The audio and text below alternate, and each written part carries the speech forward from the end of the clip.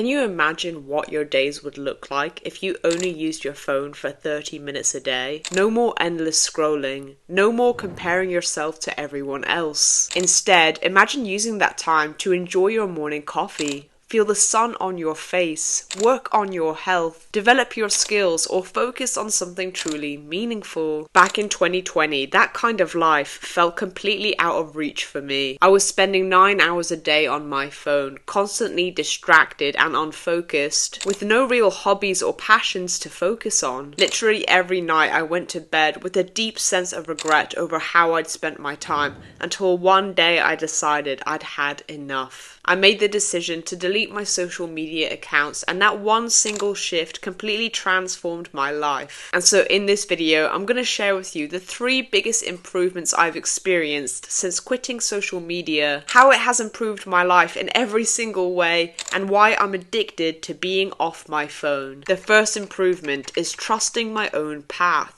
I'm currently 27 years old and I've never been in a long-term relationship. I never went to university or got a degree, as I left school when I was 15 due to having mental health struggles. And so instead of going back to study, I decided to just teach myself different skills, work in various jobs, and explore what I was truly passionate about. I ended up selling all of my belongings to leave the UK and go and live in the quiet mountains of Greece. And I spend most of my time alone, working on pursuing things that truly interest me. And so I think it's safe to say that on paper, my life doesn't follow the normal path. However, that only becomes a problem if you believe that there is a normal path to begin with. The truth is, our society conditions us to believe that success has a certain look. By this age, you should have the high-paying career. By this age, the relationship, then the house, the kids, and everything else. It's like there's this invisible timeline that we're all expected to follow, and when our lives don't meet those expectations,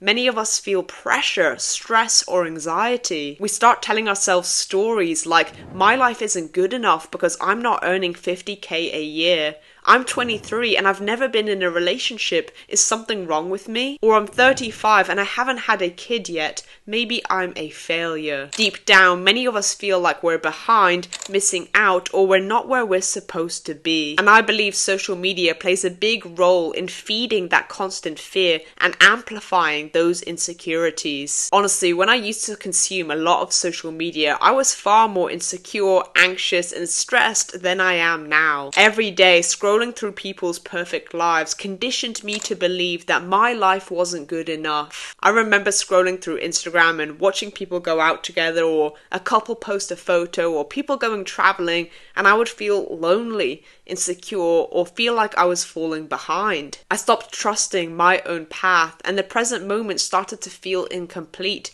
because I was never satisfied with where I was, as I was always expecting myself to be somewhere else. Social media literally trains your mind to compare over and over again until comparison becomes an automatic habit. Unconsciously, you start to live in a constant state of lack, feeling unfulfilled, restless, and disconnected from your own life. The more you consume, the more it reinforces the belief that what you have in your life right now is not enough to be happy. Even though if you paused for a moment, you'd probably realize that there are so many things in your life to be grateful for. For me, it wasn't until I stopped focusing on other people's lives that I began to truly enjoy my own. Suddenly, I had no idea what anybody was doing in the world, not my friends, not my family, not anybody online, and instead I solely focused on me and my life, and I began to truly appreciate what was right in front of me. Simple things like cooking a tasty meal, petting my dogs, going for a walk, or reading a book became experiences that I began to truly enjoy instead of just things that I took for granted. Over time, I let go of the idea that my life has to look a certain way, and I started to trust in my own path and my own timing. And when that shift happened, all of the anxiety and the stress and the pressure that was built up inside of me started to fade away, and that made more mental space for presence, for gratitude, and for true joy. And so if I could just suggest for you to do one thing right now, it would be write down 3 things that you're grateful for in your life right now. And if you can, write it down in the comments section, because I would love to hear what you have to say. Because the moment you stop focusing on everyone else's life and begin to trust in your own path, you start to notice the small, quiet moments that were always there. And that's often where real happiness has been waiting all along. The second improvement to my life is becoming less emotionally reactive. The more you scroll and give your time and energy to these platforms, the more you let external content control your emotions and even influence the decisions you make throughout the day. For example, you might read a news story or a comment that frustrates you and suddenly it shifts your whole mood. Or you see a video of friends hanging out and suddenly you feel left out or lonely. In other words, this device is now dictating your mood, your thoughts, and even how you show up in your own life. Research and studies now show that the more we passively consume content,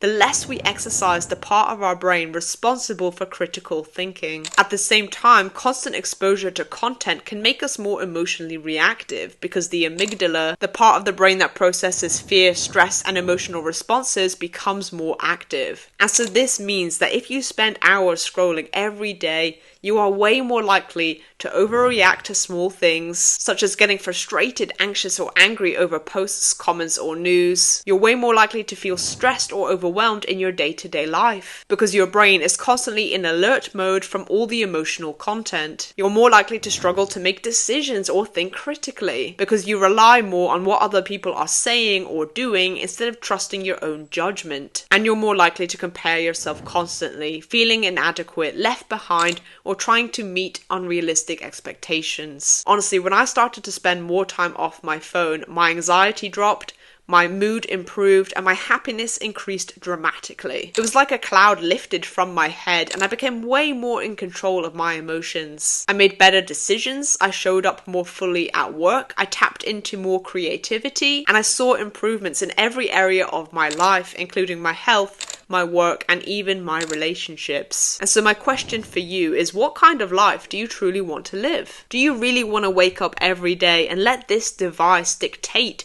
your happiness, your thoughts, and your daily decisions? Or do you want to live a life of joy, peace, and feeling fully in charge of your choices and your direction? Because the more you give your time and energy to these platforms, the more you rewire your brain to be emotionally reactive, and the harder it becomes to reclaim control over your life. The third improvement is investing in my own growth. When I deleted my social media accounts, within a matter of months, I became a completely different person. I started reading books and learning new things. I began working out daily and my mental health improved. I started speaking to people more and overcame my social anxiety. I learned new skills and started building a business. All of the time and energy that I used to give to these platforms, I now invested back into myself, back into my own growth. The truth is that your attention is the most valuable thing that you have in this life, because whatever you consistently focus on is what will grow into your life. If you work out for an hour each day, over time you'll likely become stronger and healthier. If you learn 10 words of Spanish every day, eventually you'll be able to hold a conversation. If you practice an instrument consistently, over time you'll develop real skill. Small actions repeated daily add up over time.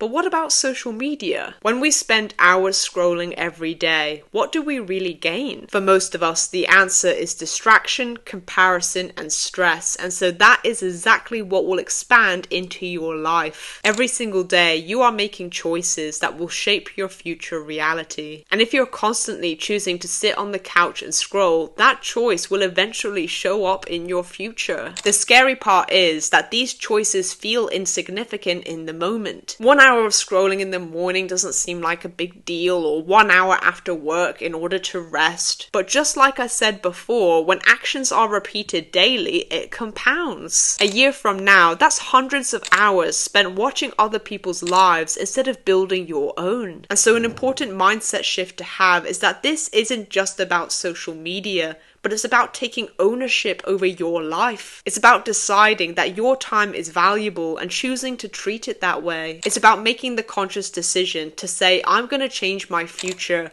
by changing what I give my attention to. Because the moment you recognize that your attention is shaping your future, you stop letting this control it and steal it away. And that's when your life will begin to transform, because that's exactly what happened to me, and I wish that for you too. Click here to learn the 5 principles to stop doom scrolling, and I hope this video helped you. All the best.